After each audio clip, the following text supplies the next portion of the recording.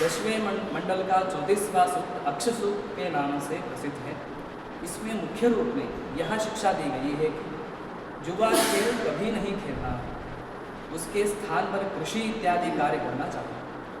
वो अक्ष सूक्त इस प्रकार से होता है, अक्षैर्मादीव्यः कृषिमित् कृशस्व वित्तैरमस्व भूमन्यमानः तत्र गावः कितव तत्र जायाः तन्मे विचष्टे सविताय मर्यः।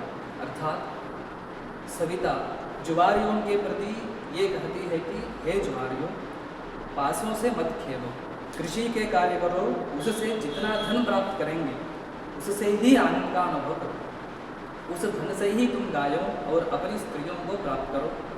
इस सूक्त में कथा के माध्यम से अक्षत क्रीड़ा का प्रभाव प्रदर्शित किया गया है। सूक्त का कथासार इस प्रकार है। अक्ष सूक्त में कितव नाम का कोई जुआरी अक्षत क्रीड़ा में मदमस्त रहता था। वह बहुत बार पराजित होकर भी उसकी आसक्ति से मुक्त नहीं होता है। आज विजयी हो जाऊंगा ऐसा चिंतन करके अक्षत क्रीड़ा खेलता है। यद्यपि कभी कभी जीतता है, परंतु दिन के अंत में वह सभी धन हार जाता है और खाली दरिद्र भिक्षुक के सामान भर को प्राप्त करके अग्नि के समीपवर्ती स्थान का आश्रय लेता है। कितव की प्रतिकूल अवस्था के समान ही उसकी पत्नी की अवस्था भी प्रतिकूल हो जाती है। उसकी पत्नी दीन होकर अंदर ही अंदर जलती रहती है। उसकी माता मार्ग में झगड़ती है। इस प्रकार का दुखी जीवन होता है। अंत में उसको बोध हो जाता है, उसे शिक्षा प्राप्त होती है कि जुआ हानिकारक है एवं दीन बनाने वाला है। उसने जान लिया कि कृषि कार्य ही सुखी कार्य है। ऐसे तैत्तिरीय संहिता के अनुसार त्वष्टा के पुत्र विश्वरूप का इंद्र ने वध कर दिया, जिससे इंद्र पर क्रुद्ध त्वष्टा ने इंद्र को मारने वाले पुत्र की कामना से स्वाहेन्द्र शत्रुवर्धस्व ऐसा बोल के हवन की। इस यज्ञ में ये जो शिक्षा ग्रंथ में कहा जाता है कि मंत्रोहीन स्वरतो वर्णतो वा मिथ्या प्रयुक्तो न तमर्थमा सवाग्वज्रो यजमानं हिमस्ति यथेन्द्र शत्रु स्वरतोपराधात्। जो मंत्र स्वर से या वर्ण से हीन है, मतलब उदात अनुदात स्वरित जो स्वर होते हैं वेद में, मंत्र को बिना स्वर के बोलिए या गलत स्वर से बोलेंगे तो वो यजमान को, जैसे इंद्र का जो वज्रायुध होता है वो शत्रु को मारता है तो वो शत्रु बचता ही नहीं, वैसे वो मंत्र जो है, जो गलती से गलत रूप से बताया गया जो मंत्र है, वो वज्रायुध बनकर यजमान को ही मार देता है, ऐसा बताया गया। उसका उदाहरण दिया स्वाहेन्द्र शत्रु वर्धस्व। वृत्र का जन्म के लिए उसका पिता त्वष्टा ने एक यज्ञ किया, जो इंद्र को मारना था, उसको त्वष्टा को इंद्र को मारना था, इसलिए एक यज्ञ किया, मुझे इंद्र को मारने वाला पुत्र मिले। तो वो मंत्र बोलते वक्त, ऐसा स्वाहा बोलते वक्त गलती से उसका स्वर इधर उधर होता है। इंद्र शत्रुर्वर्धस्व बोलना था, वो इंद्र शत्रुर्वर्धस्व ऐसा बोलता है। स्वर एक अक्षर तो वही है, लेकिन स्वर ये जहाँ अनुदात लगाना था वहाँ उदात लगा। उदात और अनुदात स्वर का इधर उधर करने से क्या होता है, संस्कृत में एक समास का व्यवस्था होती है, जहाँ दो शब्दों को मिलाकर एक शब्द बनाया जाता है, उसका अर्थ दूसरा एक निकलता है। अगर हम स्वर को इधर उधर करेंगे तो उस समास में उस शब्द का अर्थ बदल जाता है। वहाँ त्वष्टा को यज्ञ में बोलना था कि इंद्र को मारने वाले पुत्र मुझे मिले, ऐसा बोल के एक मंत्र बोल के यज्ञ करना था। उसने स्वर इधर कर दिया तो उसका मंत्र का अर्थ हो गया इंद्र से मरने वाला पुत्र मुझे मिले, ऐसा हो गया। तो उससे वृत्र का वध इंद्र ने कर दिया। उसका उद्देश्य तो था वृत्र ने इंद्र को वध करे, इंद्र का वध करे, लेकिन वो मंत्र के स्वर का इधर उधर होने से ऐसा हो गया इंद्र ने ही वृत्र को मार दिया। ऐसा कथाएं बहुत ऋग्वेद संहिता में, यजुर्वेद संहिता में, सभी संहिता में ऐसा बहुत कथाएं बताई गई। ऐसा यहाँ बताया गया है, अध्ययन करना चाहिए। इस प्रकार कथाओं का उदाहरण लेकर शिक्षण की प्रक्रिया प्राचीन काल से ही रही है। यास्क ने निरुक्त में इत्यैतिहासिकाः कहकर इंद्रवृत्त का युद्ध को कथा के रूप में प्रस्तुत किया।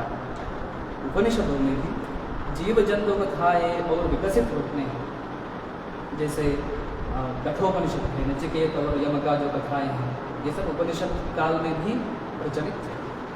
छांदोग्य उपनिषद में एक व्यंग्य कथा में भोजन के लिए कुत्ते अपना एक नेता चुनते हैं। उसी में दो हंसों का वार्तालाप से रैक अर्थात झगड़े वाले का ध्यान आकर्षित हो जाता है।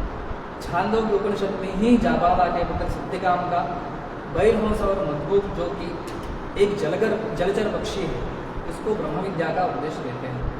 ऐसे जो जहाँ मानव का कथा लेकर वहाँ पशु पक्षी प्राणी इत्यादि का नाम लेकर वहाँ कथाएं प्रस्तुत की जाती है, जिससे बच्चों को या जो भी जानना चाहते हैं उनको अच्छे से समझ में आ जाए।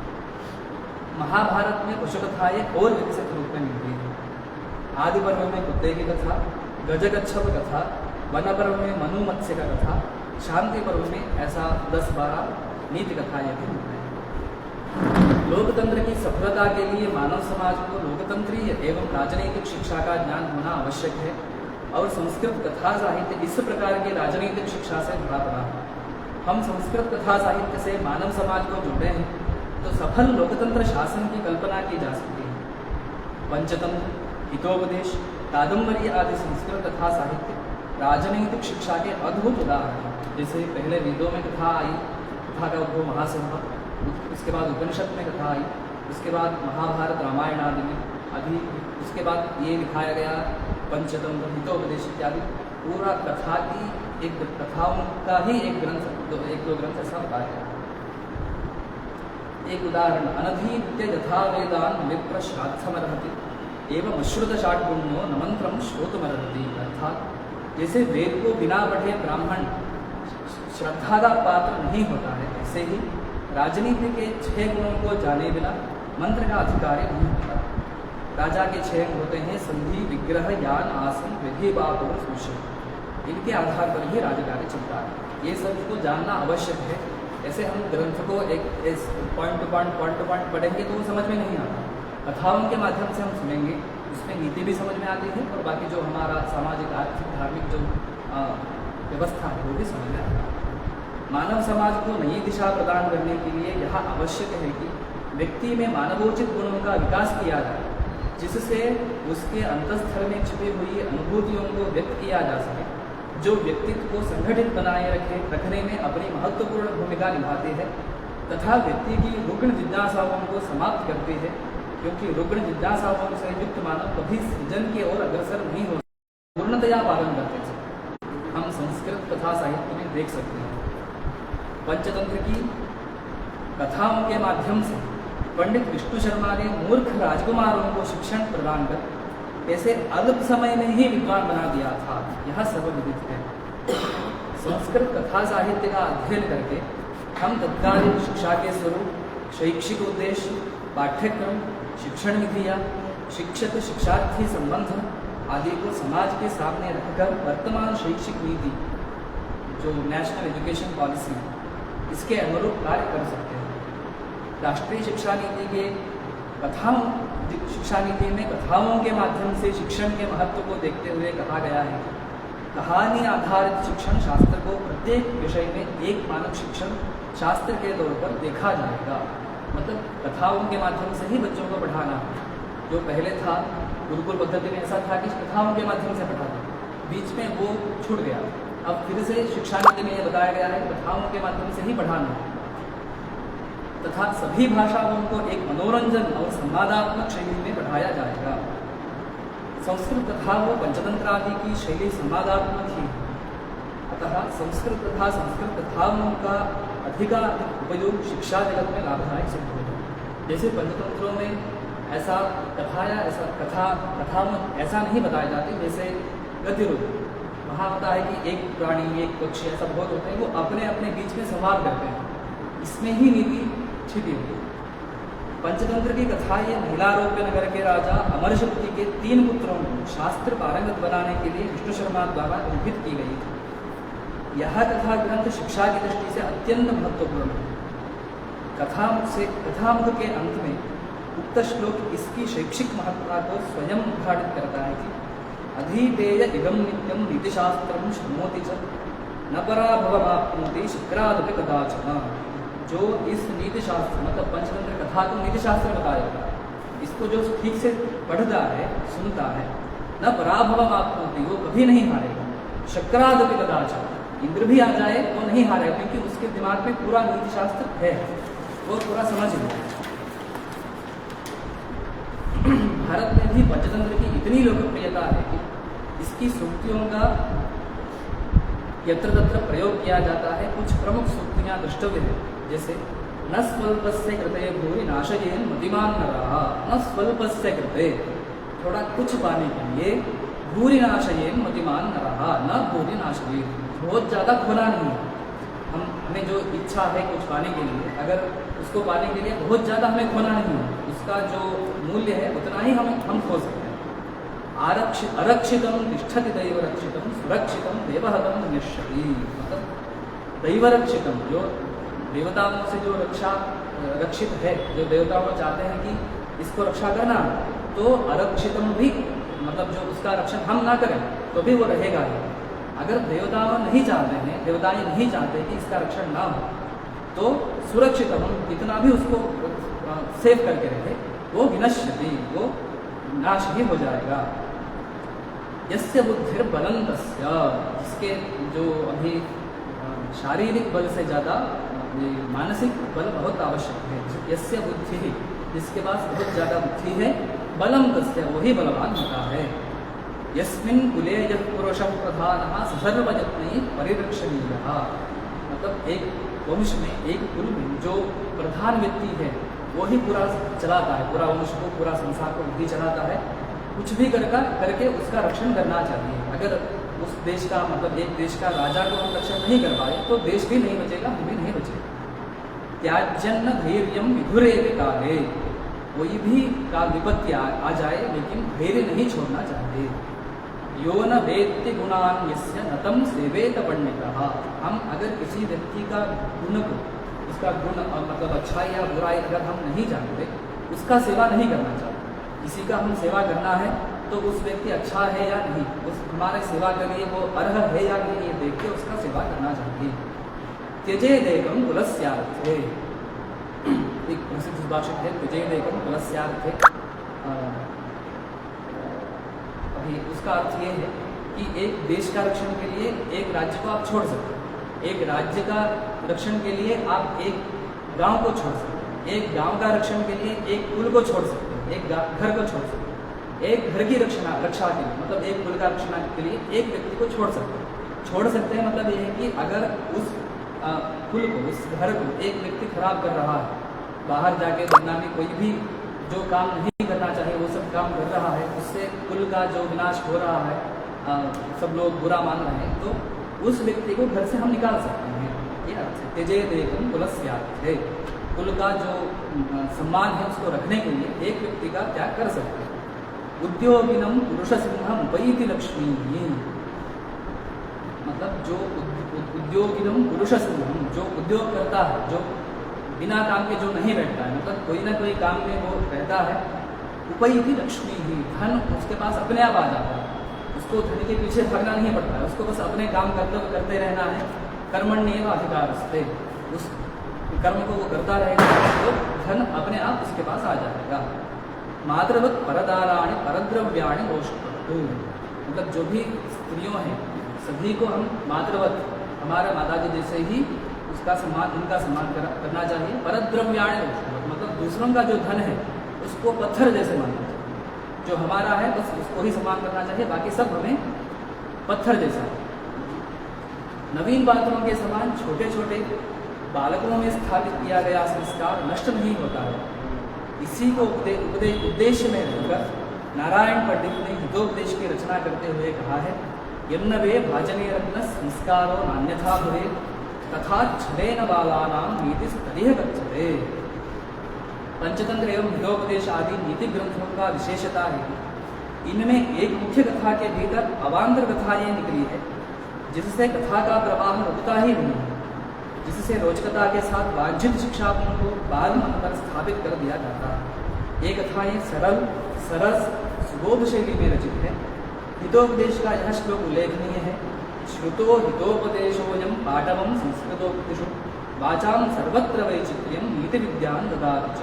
अर्थात यह हितोपदेश ग्रंथ संस्कृत बोलने में कुशलता प्रदान करता है तथा वाणी की विचित्रता और नीति विद्या का ज्ञान प्रदान करता है। श्रीमद् भगवद गीता की तरह हितोपदेश में कर्म करने की शिक्षा प्रदान की गई है। कर्म की शिक्षा देते हुए हितोपदेशकार नारायण पंडित कहते हैं, उद्यमेन हि सिद्ध्यन्ति कार्याणि न मनोरथैः न हि सुप्तस्य सिंहस्य सिंहस्य प्रविशन्ति मुखे मृगाः उद्यमेन ही सिद्धन्ति कार्याणि। हम अगर काम करने के लिए एक कदम आगे बढ़ाएंगे, काम करना शुरू करेंगे, तो ही वो काम सफल हो जाता है, वो कर्म सफल होता है। न मनोरथ ही हम बैठ के सोचते रहेंगे कि हम ये करेंगे वो करेंगे, पूरा इमेजिनेशन में रहेंगे, तो वो काम नहीं होगा। उद्यमेन ही सिद्धन्ति, वो हम अगर उसके लिए हम आगे बढ़ेंगे करेंगे तो ही वो काम हो पाता है। उसके लिए उदाहरण दिया गया, नहीं सुप्तस्य सिंहस्य प्रविशन्ति मुखे मृगाः।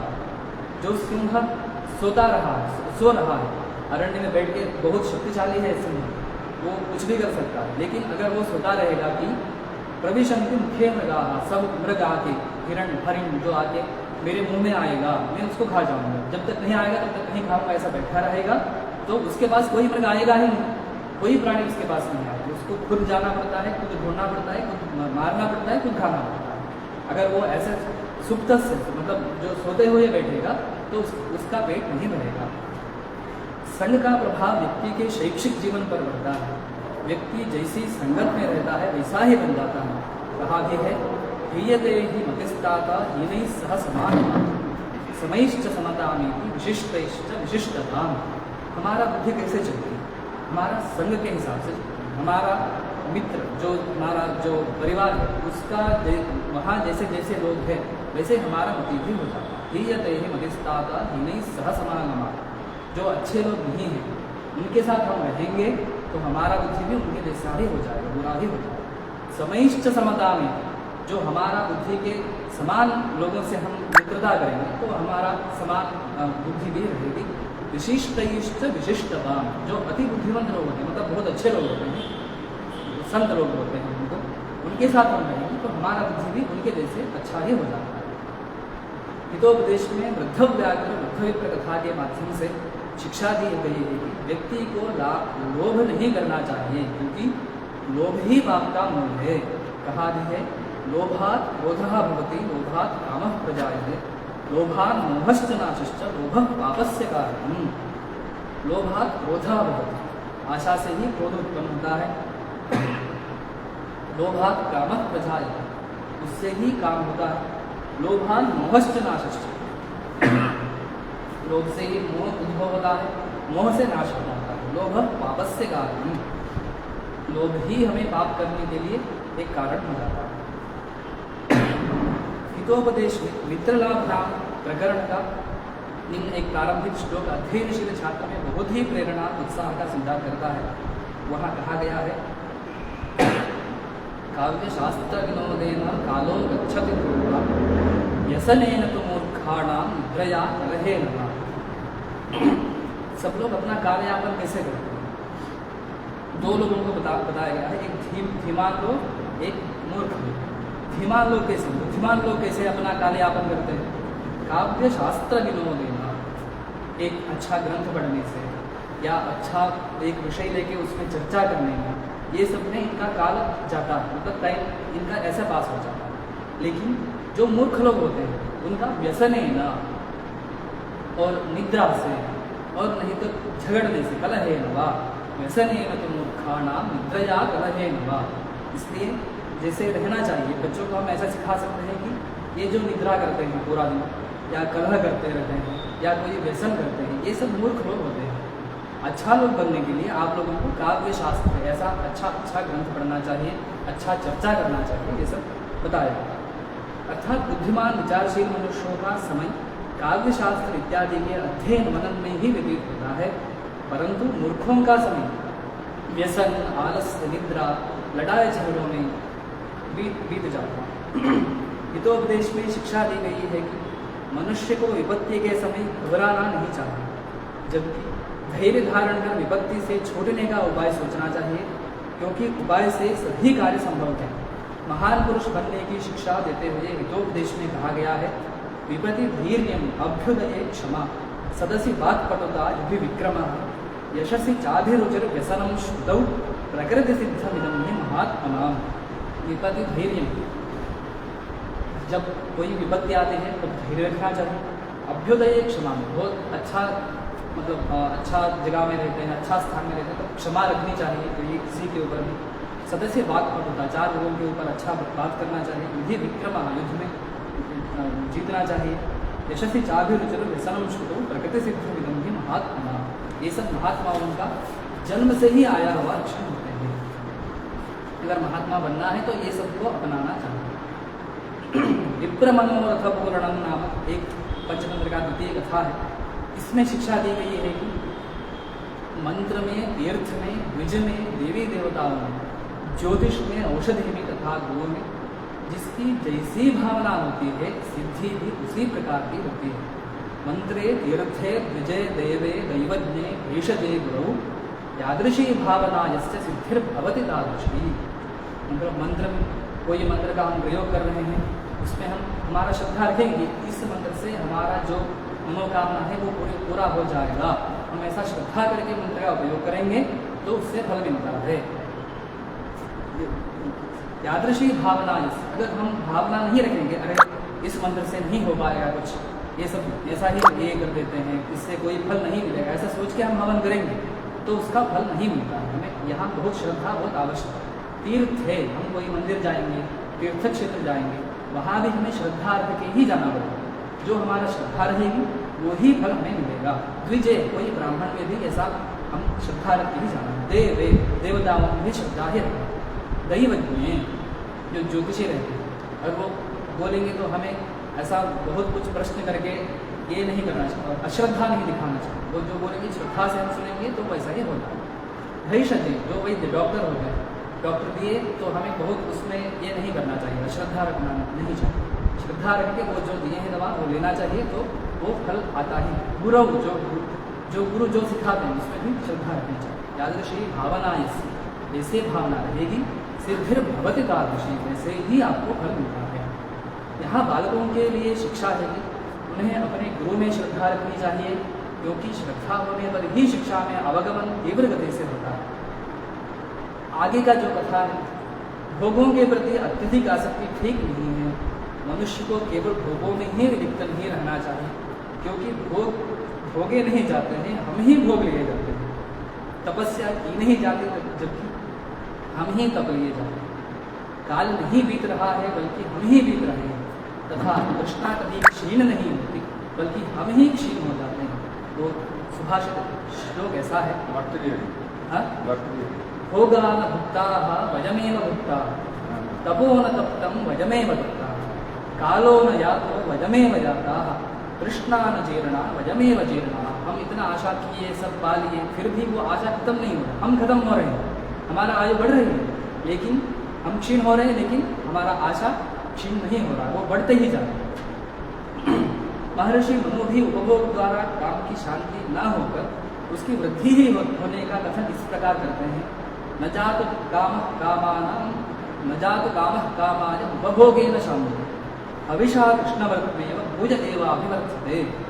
अगर हम ऐसा सोचेंगे कि हम एक वस्तु को हम पा जाएंगे, इससे हमारा आशा खत्म हो जाएगी, बस हम इसको एक कार खरीद लेंगे, हमारा आशा खत्म, आगे हम कोई आशा नहीं रखेंगे। हम एक घर खरीद लेंगे, इसके बाद आशा नहीं रखेंगे, ऐसा हम सोचेंगे तो वो नहीं हो पाता। क्यों? अभिशाह कृष्णवर्त में एक अग्नि जल रहा है, हम सोचेंगे एक लकड़ी डाल देंगे अग्नि शांत हो जाएगी, नहीं, वो अग्नि और बढ़ेगी। एक लकड़ी डालेंगे फिर बढ़ेगी, ऐसा वो बढ़ते ही जाएगा। हम अग्नि में जितना लकड़ी डालेंगे, जितना ईंधन डालेंगे, वो बढ़ता ही जाता है। जैसे हम आशा का एक पूरा करेंगे दूसरा एक आ जाएगा, दूसरा पूरा करेंगे तीसरा आ जाएगा। जैसे ही वो अग्नि जैसा है, उसमें जितना हम आशाओं को डालते रहेंगे वो बढ़ता रहेगा। एक शुक्ल सप्तति की एक ग्रंथ है, उसमें अनेक शिक्षाप्रद सूक्तियाँ प्राप्त होते हैं जो प्रत्येक कदम पर व्यक्ति का मार्गदर्शन करने के समर्थ है। यथा युक्तमिदं कर्तव्यमेव परम दुष्करम निंदितंच कुलस्त्रीणाम, अर्थात कुलस्त्रियों के लिए यह कर्म दुष्कर एवं निंदित है। कुछ कर्मों को ऐसा बताया गया है कि ये करना चाहिए, ये नहीं करना चाहिए। वहाँ ये जो कुलस्त्री, जो अच्छे स्त्री होते हैं, उनके लिए ये कर्म नहीं करना चाहिए, ऐसा कुछ कर्म वहाँ बताया गया। व्यसनागमे यदा कस्यचिदुपरि विपदा पतति तदा दुर्जनाः दुष्टाः नित्यं कौतुकमेव द्रष्टुमिच्छन्ति। अर्थात कोई विपत्ति, व्यसनागम, कोई विपत्ति आता है, यदा कस्यचिदुपरि विपदा पतति, या किसी दूसरों के ऊपर दूसरों का विपत्ति होता है, मतलब किसी दूसरों के लिए कष्ट आता है, तब दुर्जनाः, जो दुष्ट जन होते हैं, नित्यं कौतुकमेव द्रष्टुमिच्छन्ति, वो बस तमाशा ही देखते रहेंगे, कोई वो हेल्प करने के लिए नहीं आएंगे, कोई सहायता नहीं करेंगे। ये दुर्जनों का स्वभाव है। दूसरे लोग जब कष्ट में रहते हैं तो तमाशा देखना दुर्जनों का स्वभाव है। आगे, यो दानं कुर्यात् स भवेत् सर्वसंपदां स्थानम्। जो दान करता है वह सकल संपत्तियों का आधार होता है। दान जितना देंगे उतना हमारा संपत्ति बढ़ेगा। यतो राज्ञां दुष्टनिग्रहः शिष्टपालनं च स्वर्गाय। जो राजा होता है, अगर वो दुष्ट निग्रह और शिष्ट पालन, दुष्ट निग्रह मतलब जो अनैतिक काम कर रहे हैं उनका निग्रह, और शिष्ट पालन जो अच्छा काम कर रहे हैं उनका पालन, ये जो राजा करेगा उसको स्वर्ग मिलता है। दुष्टों का दमन करना तथा शिष्टजनों का पालन करना राजा का धर्म है, इससे उसे स्वर्ग मिलता है। यतो बालकादपि हितं वाक्यं ग्राह्यम्। अगर अच्छा वाक्य, हितं वाक्य, अच्छा वाक्य, सही वाक्य कोई बालक भी बोले तो उसको ग्राह्य करना चाहिए। बालक से भी हित वाक्य ग्रहण करना चाहिए। युक्तियुक्तम वचोग्राह्यम बालादपि शुकादपि। अगर उस वाक्य में युक्ति है, कोई हमें कोई सलाह दिया उसमें युक्ति है, वो बड़े ही दे हम उसका अनुसरण करेंगे ऐसा नहीं। कोई छोटा बालक भी रहेगा, या बालादपि शुकादपि, कोई शुक भी बोल देगा कि ऐसा करो ये अच्छा होता है, तो अच्छा बात हमें मानना चाहिए।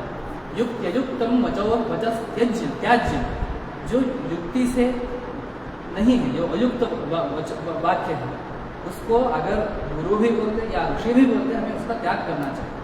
इसका मतलब यह है कि हमें अपने से देखना चाहिए कि ये काम करना है या नहीं करना है। अगर वो अच्छा काम है, कोई बालक भी बोल दे, हमें वो करना चाहिए। अगर बुरा काम है, हमारा गुरु भी बोल दे या कोई ऋषि भी बोले, हमें वो नहीं करना चाहिए। विद्वद्भिः विपद्यत्युच्चैः स्थातव्यम्। विद्वानों को विपत्ति में भी प्रसन्न रहना चाहिए। विपत्ति आ गया, दुखी होके या बहुत क्रुद्ध होके कोई काम नहीं करना चाहिए। एक कन्नड़ में एक कहावत है, मतलब क्रुद्ध होके अगर हम अपना नाक काट देंगे, अगर हमारा क्रोध शांत होने के बाद वो नाक तो वापस नहीं आएगा। इसलिए क्रुद्ध होके हम कोई भी काम नहीं करना, शांत होने तक बैठना चाहिए, उसके बाद ही काम करना चाहिए। परम स्वामी रहितानां न क्वापि पूजा। राजा के बिना मनुष्य की कहीं पूजा, सत्क्रिया या प्रतिष्ठा नहीं होती है। मतलब हमें एक गुरु को रखना चाहिए जिसका बात हम सुने। सब जगह अपने से ही आगे बढ़ के नहीं जाना चाहिए। किसी जो अनुभवी विद्वान है, पंडित है या संत लोग हैं, उनको हमारे गुरु जैसे रखना चाहिए। वो जो हमें रास्ता दिखाएंगे उसमें जाना चाहिए। ऐसा जाएंगे तो हमें प्रतिष्ठा, सम्मान सब मिलता है। ये तो जनो धनमित्रा। हमारे मित्र ऐसा ही नहीं बनते, कलियुग में तो ऐसा मित्र बनते हैं, धन के होने से ही सदमित्र बनते हैं। ये कलियुग का नियम है, ऐसा होता। अगर जो धन को बिना देखे कोई मित्र बन जाए वो बहुत अच्छा है। ये तो हीन पुण्यो बुद्धया मुच्यते। जिसका पुण्य समाप्त हो जाता है उसे बुद्धि भी छोड़ देती है। जिसका पुण्य है वो कुछ भी हो जाए वो बच जाता है। जिसका पुण्य खत्म हो जाएगा वो अच्छा रास्ते में रहेगा, कहीं भी रहेगा। पुण्य खत्म हो गया वो भी खत्म हो जाता है। बुद्धि भी उसको छोड़ देती है, वो खुद से कुछ गलत काम कर देगा, फंस जाएगा। पित्रार्जितम द्रव्यम भोगिनम कर्म करोति। पिता द्वारा अर्जित धन इसे विलासी नहीं बनाता। जो अपने से हम कमाए हैं धन, वो उसका ही मूल्य हमें पता होता है। हम अपने कर्म से हम जो धन पाए हैं उसका मूल्य हमें पता होता है कि हमें कैसे इसका उपयोग करना है, इसको कहाँ लगाना है, क्या करना है, कैसे इसको बचा के रखना है। ये सब हम कमाएंगे तो हमें पता होता है। पित्रार्जितम द्रव्यम, जो पिता के हाथ से जो आया है धन, वो व्यक्ति को विलासी ही बना देता है। वो पूरा उसको उड़ा देता है, कुछ नहीं बचाएगा, क्योंकि उसको उसका सम्मान पता नहीं, धन का कैसे पाया जाता है, उसके लिए कितना कर्म करना पड़ता है, ये सब उसको पता नहीं है, इसलिए वो पूरा उड़ा देता है। ऐसा सब नीति बता देता है। एको उदीय सुतश्लाघ्यः।